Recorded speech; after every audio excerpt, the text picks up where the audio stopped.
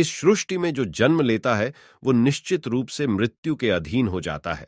दोस्तों, यहां भगवान श्री कृष्ण कहते हैं कि इस मृत्यु लोक का हर एक प्राणी, चाहे वो मनुष्य हो या पशु पक्षी हो या फिर पेड़ पौधा हो, हर सांस लेने वाला प्राणी अपने जन्म के साथ मृत्यु को भी लेकर आता है।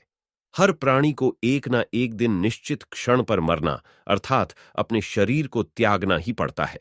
मनुष्य को सिर्फ कर्म करने का अधिकार है, फल की इच्छा ना करें। दोस्तों, यहां भगवान श्री कृष्ण कहते हैं कि मनुष्य को फल की इच्छा त्याग कर कर्म को अपना धर्म समझकर कर्म करना चाहिए, क्योंकि जो भी मनुष्य फल प्राप्ति की इच्छा करता है उसका मन फल के बारे में सोचकर अपने कर्म और कर्तव्य से विचलित हो जाता है और उस इंसान को वो फल प्राप्त नहीं होता था जिसकी उसने इच्छा की हुई थी। इसीलिए भगवान श्री कृष्ण कहते हैं कि मनुष्य सिर्फ कर्म कर सकता है, फल कदापि मनुष्य के अधीन नहीं है। जो लोग फल की इच्छा से ही कर्म करते हैं वे लोग सुख दुख आदि के चक्र में फंस जाते हैं और उनकी मन की शांति नष्ट हो जाती है। भगवान श्री कृष्ण कहते हैं कि मनुष्य अपने फल की इच्छा को त्याग कर कर्म को अपना धर्म समझकर करे तो उसको फल अवश्य मिल जाएगा। इस विश्व में केवल शरीर मरते हैं, लेकिन आत्मा अविनाशी है। शरीर के मरने पर भी आत्मा नहीं मरती है। दोस्तों, यहां भगवान श्री कृष्ण कहते हैं कि आत्मा न कभी जन्म लेती है और ना ही कभी मरती है। वो अजन्म, नित्य, सनातन और पुरातन है, जो शरीर के मारे जाने के बाद भी नहीं मरती है।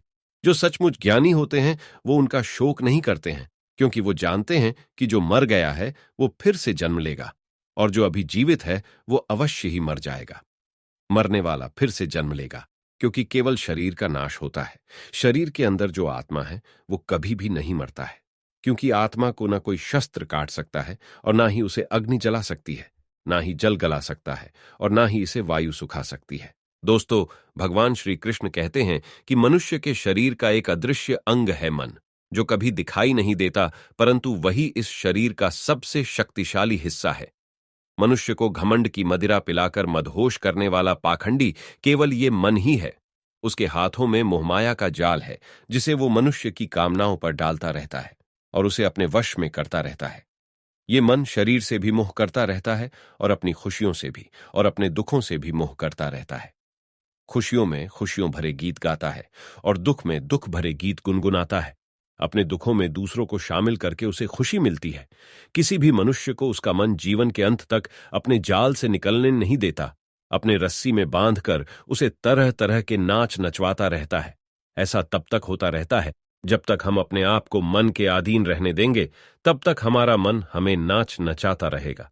मनुष्य का मन मनुष्य को इतनी फुर्सत भी नहीं देता कि वो अपने अंतर में झांक कर अपनी आत्मा को पहचाने और आत्मा के अंदर जिस परमात्मा का प्रकाश है उस परमात्मा का साक्षात्कार करें।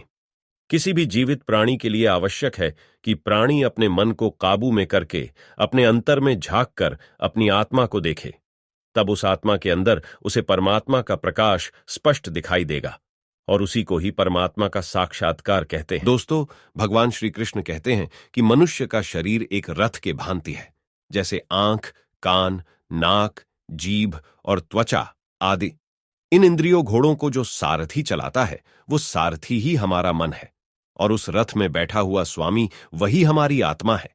मनुष्य की इंद्रियां विषयों की ओर आकर्षित होती रहती हैं और ये सब तभी तक ही हो सकता है जब तक जीवात्मा अपने मन को काबू में ना लाए। जब तुम स्वयं मन के अधीन ना रहकर अपने मन को अपने अधीन कर लोगे तो वही मन एक अच्छे सारथी की तरह तुम्हारे शरीर रूपी रथ को सीधे प्रभु की चरणों में ले जाएगा। यदि मन तुम्हारा स्वामी है और तुम उसके अधीन हो तो वो तुम्हें माया के बंधन में जकड़ता रहेगा, और जब तुम अपने मन पर काबू पालोगे और उसके स्वामी हो जाओगे तो वही मन तुम्हें मोक्ष के द्वार तक ले जाएगा।